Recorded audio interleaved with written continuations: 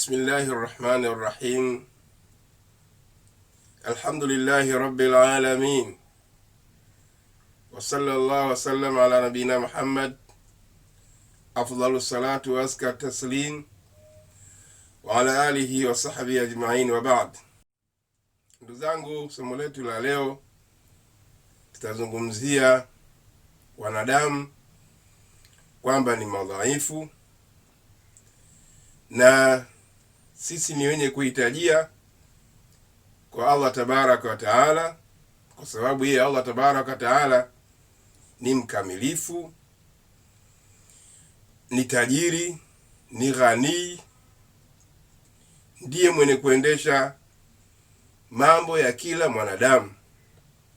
Alhamdulillahi Rabbil Alamin.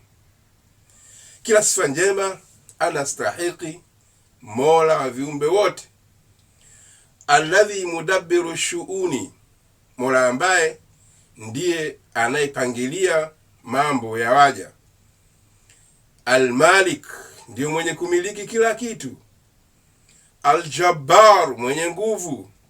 Almutakabbir, mwenye kuwatenza nguvu, mwenye kibri, mwenye izma, mwenye azama wal kibriya.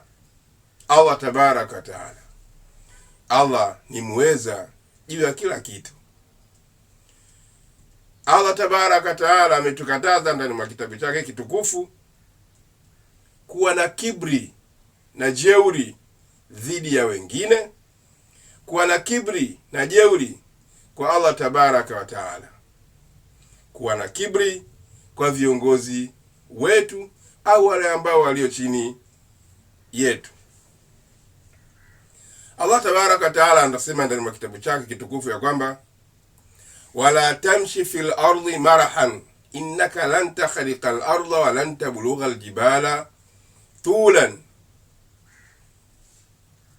usitembee katika mgongo huu wa ardhi kwa malingo, majivuno, kwa kujiona. Hata ukitembea hivyo, innaka lan takhriqa al arda, huwezi kutoboa hii ardhi, kutembea kwa midundiko huwezi kutoboa hii ardhi. Lakini wala tablugha aljibala tula, huwezi kupita majabali kwa urefu, kwamba unajikweza mabega juu. Acha kibri, acha jeuri. Kwa kibri kimekatazwa na Allah tabaraka wa taala. Wa minan nasi man, wapo baadhi ya watu ambao yatakabbar, anaita kibri. Wa minan nasi man yatakabbar bi khilqatihi, wapo baadhi ya watu wanaoleta kibri kwa jumbile lake, bi quwwatihi, kwa nguvu yake, bi ilmihi, kwa elimu yake, wa bi malihi, na kwa mali yake, wa bi jahi, na cheo chake, wa bi husni jamalihi, na uzuri wake.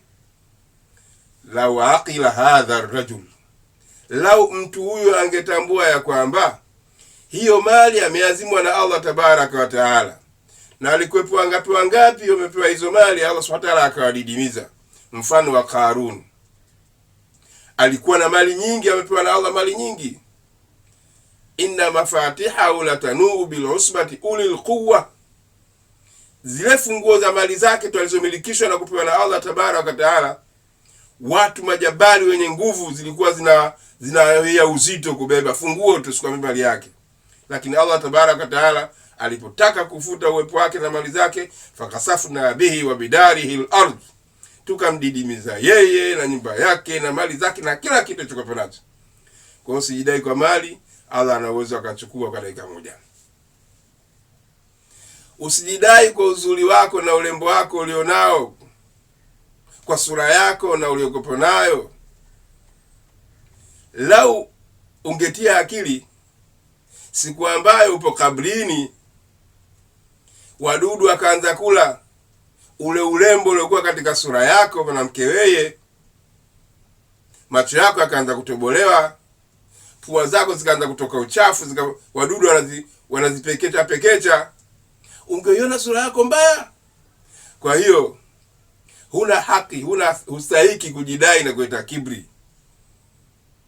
Lakini wewe unajidai kwa elimu yako, kama alivyosema kule inama utitu ala ilmi indi, eti amepewa mali kutokana na elimu. Hapana, Allah anampa mali mwenye elimu na asiyekuwa na elimu, na akitaka kuchukua anachukua. Kwa hiyo usijidai kwa elimu yako, usete kibri na jeuri kwa urembo wako, lakini usijidai kwa nguvu yako kwamba ni bouncer, unaweza kupiga watu majebu nini, kapiga hata kana taxi. Sio hivyo. Kama ingekuwa nguvu ndio mtaji wa kujisifia na kuleta kibri mbele ya Allah, punda alistahili kuwa ni waziri, na nyumbu alistahili kuwa waziri mkuu, na tembo alistahili kuwa mfalme ama rais. Lakini kinachozingatiwa sio nguvu, kinachozingatiwa elimu yako, uwezo wako, hekima yako, busara yako aliyokupa Allah tabaraka wa taala. Usite kibri, usite jeuri. Allah tabaraka wa taala anakutaka uwe mwenye kutii na kufata amri zake kwa kutekeleza ibada zake. Wewe una nguvu gani? Wewe una nguvu? Wewe una nguvu gani? Hiyo nguvu ya kunyanyua vyuma? Ungekuwa na nguvu, si ungenyanyua shuka yako wakati unalala kitandani, ukaamka alfajiri, ukaamka usiku kufanya ibada kumwabudia Allah Subhanahu, ukaichukua shuka sasa, wewe shuka, subiri sasa hivi wakati kuongea na Allah tabaraka wa taala, ukasimama qiyamul layli, ukaamka alfajiri, ukaja msikitini kusali sala jamaa ambayo ina kheri kuliko mahali ya dunia. Acha kibri ndugu yangu, acha jeuri, rejea kwa Allah Subhanahu wa taala.